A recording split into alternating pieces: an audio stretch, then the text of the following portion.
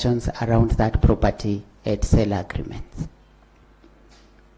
And if there was land moving from the seller to the person who was registered, and one person is saying, I gave money, the other one is saying it was sold to me and I'm registered, that person, there will be a presumption that the person who is registered is the owner. The other one who is trying to dislodge that registration. I just want you to explain the overriding interest, why we have overriding interest over land. And I know you have applied to be a High Court judge and not an ELC judge, but some of these issues you might find them in family law, Yeah.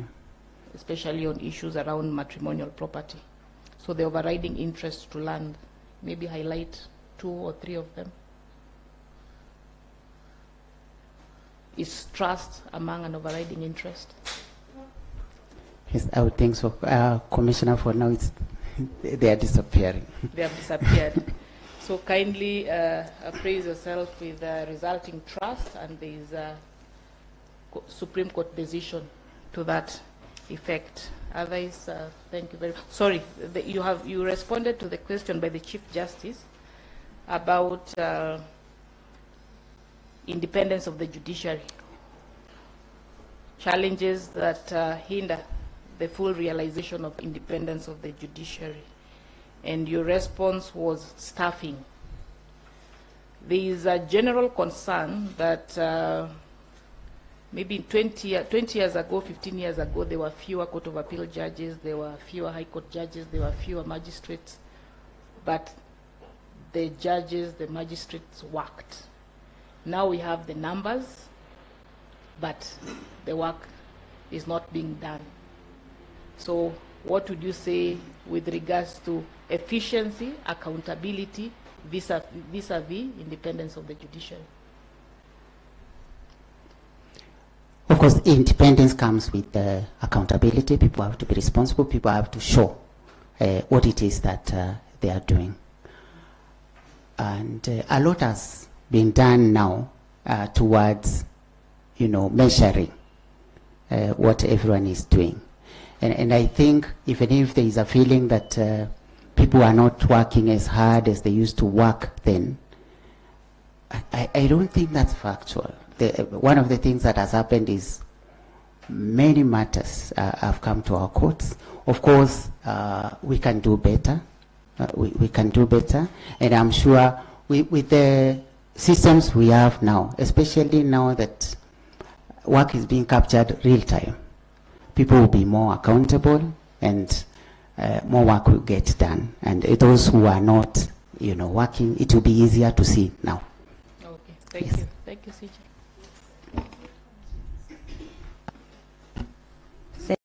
Thank you, Chair, and welcome once more, Honorable Ithuku. Now I'll ask you only 2 brief questions. Judiciary has been going through a transformative agenda or journey, including a stage. What catalyst or key drivers do you think would be useful to apply in this transformation journey?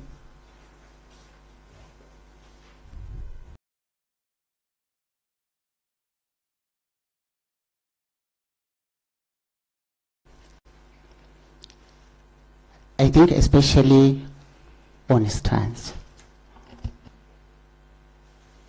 One of the things, I would say the key things around stats that will make us move faster is the opening up of the approach of how one gets to court or even gets disputes resolved. Especially when we adopt alternative dispute resolution, when we move many matters to mediation and now to AJS. I think those 2, the opening of the means and avenues of getting our disputes resolved will have a big impact in the transformation. Is there any role that ICT can play to expedite the journey? a big role, Commissioner. Like now, seated here, I've been appointed to a committee that is dealing with the Mahakama Popote. And Mahakama Popote is based on technology, where we are moving our cases to other courts. And once annexed fully, it will be a big change to the way we are doing our work, and service delivery will really improve, because Mahakama Popote is about access to justice. And if those distances can be collapsed, the cost of moving to those courts, or having to move magistrates to where they are now stationed, to the stations where work is, that is a big thing, and technology will really help us. Okay, fair enough. Now, how does the judiciary contribute to the national development goals of this country?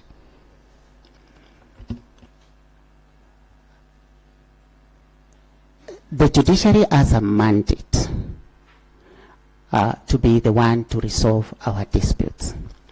And many investors in our country, or any country, will look at how efficient, how independent, impartial, how that judiciary works, so that I know once I invest in this country, and if for whatever reason there's a dispute, that dispute will be resolved expeditiously, without corruption, impartially, and things will move. As opposed to when people go to courts and monies or projects get held up there.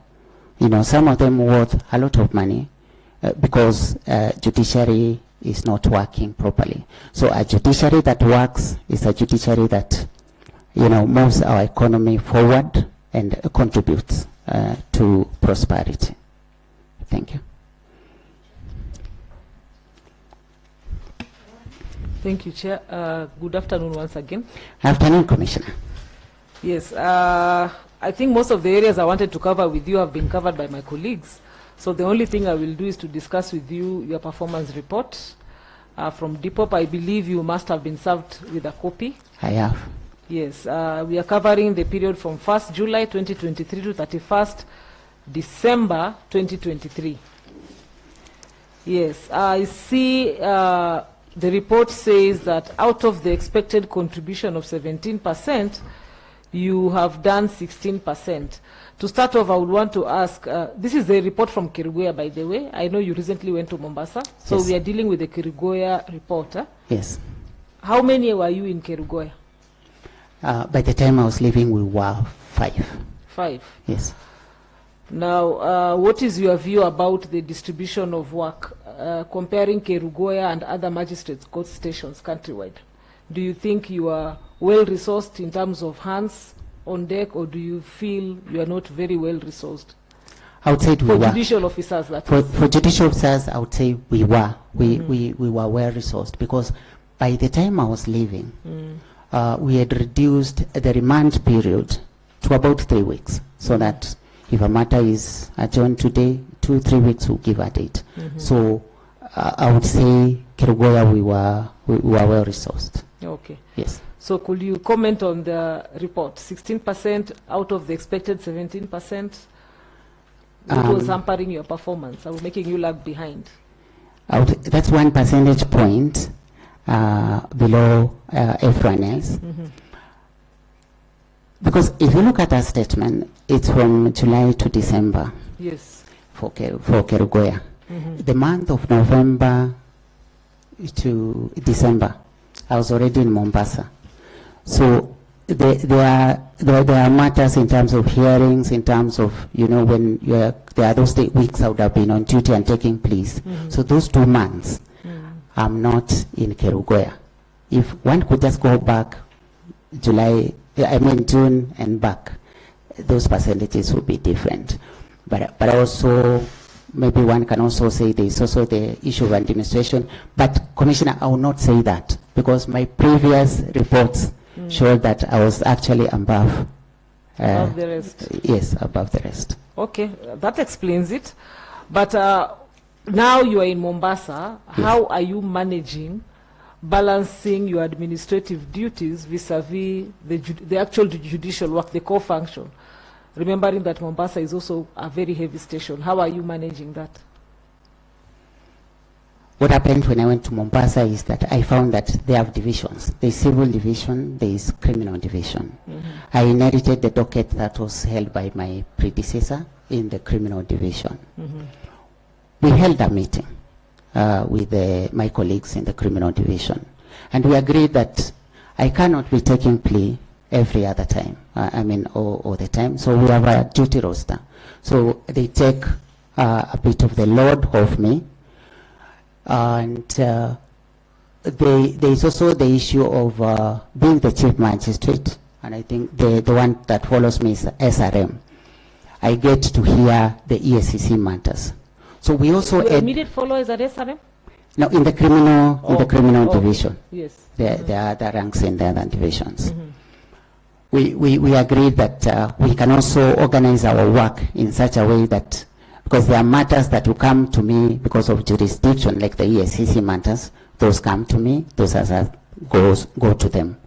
But we've organized it in a way that I will not get overloaded. People will not have their matters delayed because of my administrative duties, but they also pick some weight off me, considering that. Okay. Yes. Okay, thank you very much, and I wish you well.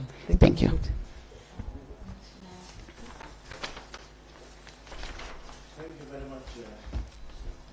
This one is not on yet. Fine. Article 73 talks about the responsibilities of leadership. Can you tell me what they are?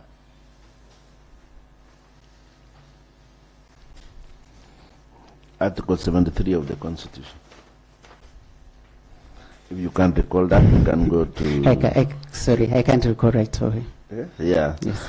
Okay, what are the guiding principles of leadership and integrity?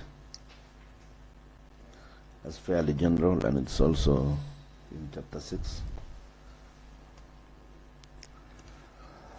You are a leader in your station, isn't it? You Yes. said you are in... Yes. You are the head of station Yes. in Mombasa. Yes. Yes. But you know the guiding principles of leadership and integrity under the Constitution. Commissioner, I know them. But they disappear because you are appearing before I don't want to this say eminent commissioners. I don't want to say that, but yeah.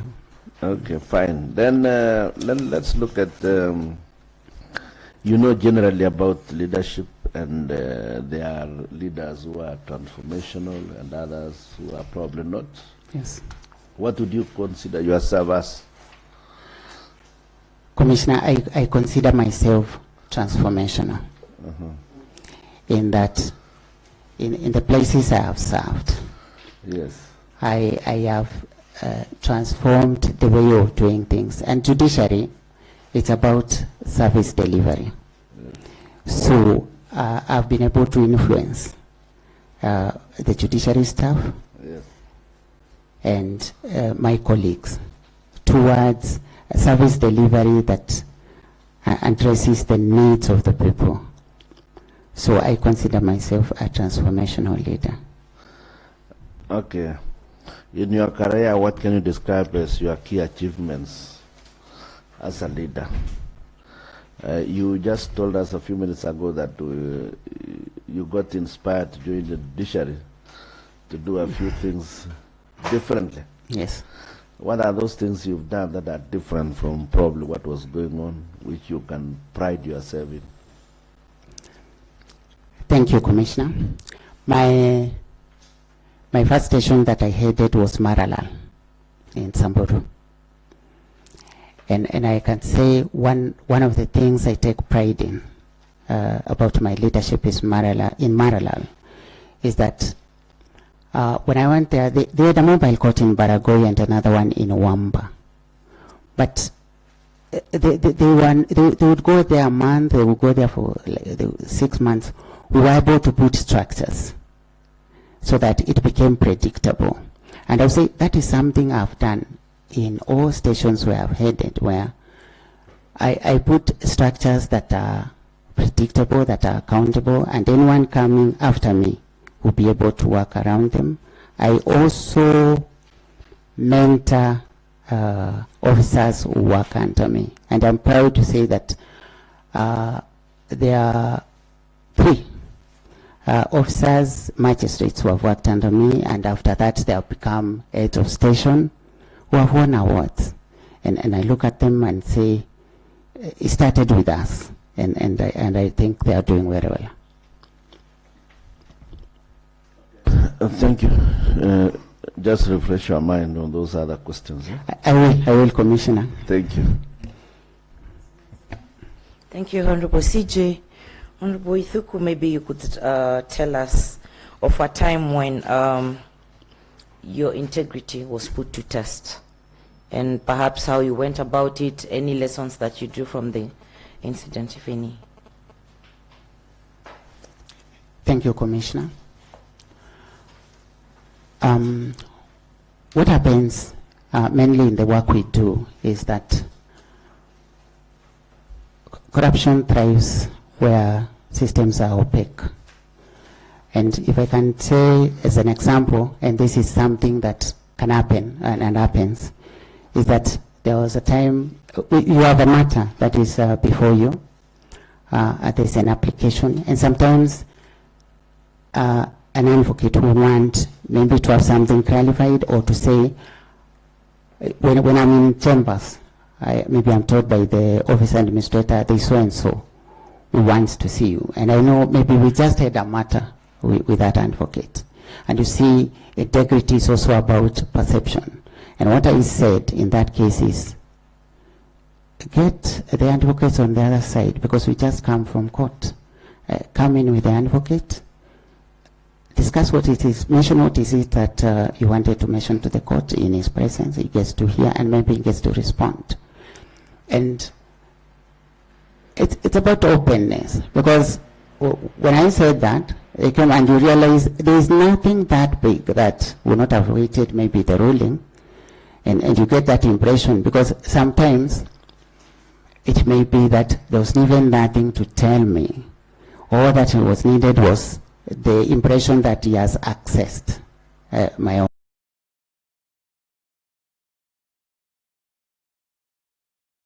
And got out.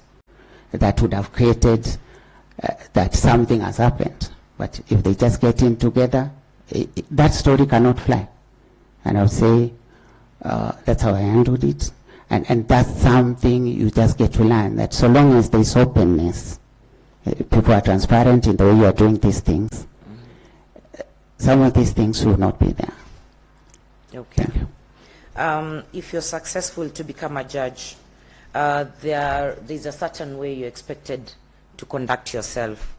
Maybe you could tell us any restrictions on activities of state officers?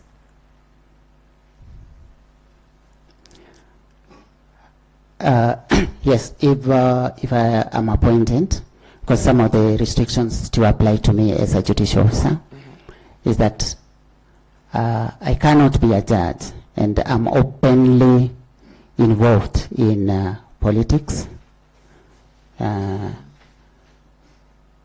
in activities that clearly show that I belong to one side and not the other. So my activities have to be restricted. Even my private life, I will have to handle my private life in a way that does not bring disrepute to the office, or make people feel that I could be partial or working with one side and not the other. So you've given us one restriction on political parties and your involvement. Any other? Maybe two? Just two more?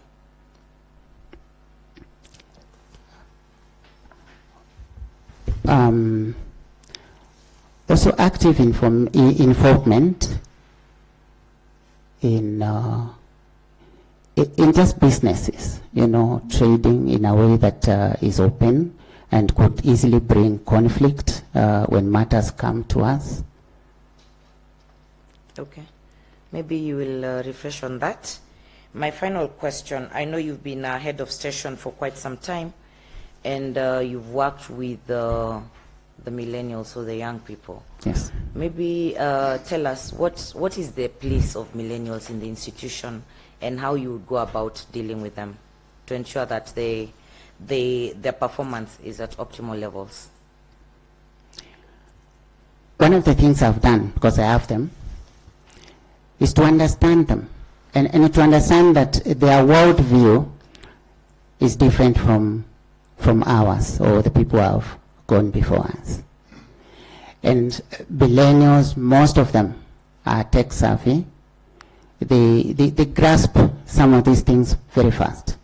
And we can put them in that space where those services are required. We can configure our operations in a way that responds to their talents and their skills. Then as an institution, we can really benefit. There are some structures that we maybe have worked before and are not working for them.